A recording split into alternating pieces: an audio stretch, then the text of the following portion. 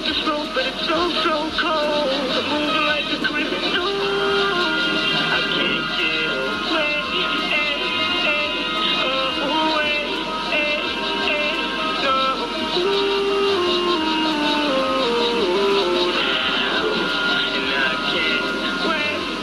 Right now I'm going to meet my little brother, Troy Reed. We're going to have some conversation about some stuff we've been talking about with each other for 15 years in prison, and now we get to talk about it. I get to talk about it. What's up? It's True Empire TV. And right now we get into more of that Alpo. A lot of people in my comments, some don't like that I keep talking about Alpo. They said talk about something else. But this is a segment for people who are interested about what happened at Alpo. So if this don't relate to you, you know what I mean? There's plenty of different other topics on YouTube. You could pick that, click that. You don't even have to click this. You know what I mean? You don't even have to write clickbait under the comment after you done clicked it. But what I'm saying is, this is about Alpo. So we all been hearing about allegedly Alpo beat up some young boy, and the young boy came back to retaliation. But then we heard other stories about Alpo was messing with this girl, and it was some young boy girl, and the young boy came back for retaliation and killed him. But then there's more stories. There's so many other stories. Now you got my boy Star. You know Star, right? Star from the show on YouTube. Used to be Star and Buck Wild, Hot 97 and all that. But Star's saying, you know, there's a theory going around that Alpo was messing with a transgender. Then they saying that Alpo was in jail messing with dudes with fat, excuse me, shit crazy because it sounds so homo-pause. But he said that Alpo had a thing for niggas in jail with fat bottoms. Man, it just saddens me to hear all these things, but nobody said this when he was here. Nobody went to Alpo and said, yo, son, I heard you was messing with a transgender. But look, there's even more. I got more coming up. I even have this story with this lady who said her friend basically knew Alpo, and she was saying that her friend was dating Alpo, and she knew Alpo went both ways. But look, I'm going to play it, and you hear it for yourself. Frank Lucas came after him, okay, because Bumpy Johnson, you know, taught him the ropes and put him on game, okay? But basically, it was Nicky Bonds, you know, Alpo kind of came after, okay?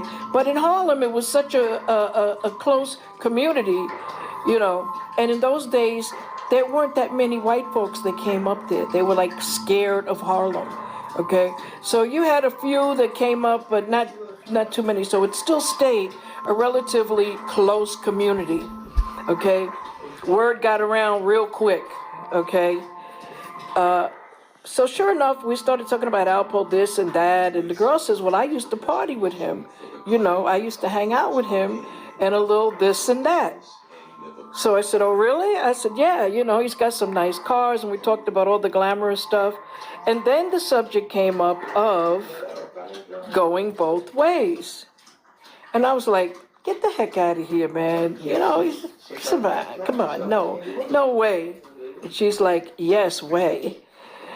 And the fact that they hung out a lot, okay, I think he was probably paying her for some services, you know, because a lot of these dealers, what they like to do is they really don't want to get involved. They may have a bottom woman someplace, okay, or a wife someplace, but basically they throw you drugs and it's like, yo, I want my pipes clean, okay, or I want a little kitty cat, all right, and, you know, take this little bit of powder and, you know, do your thing, girlfriend. Damn, you heard what she said.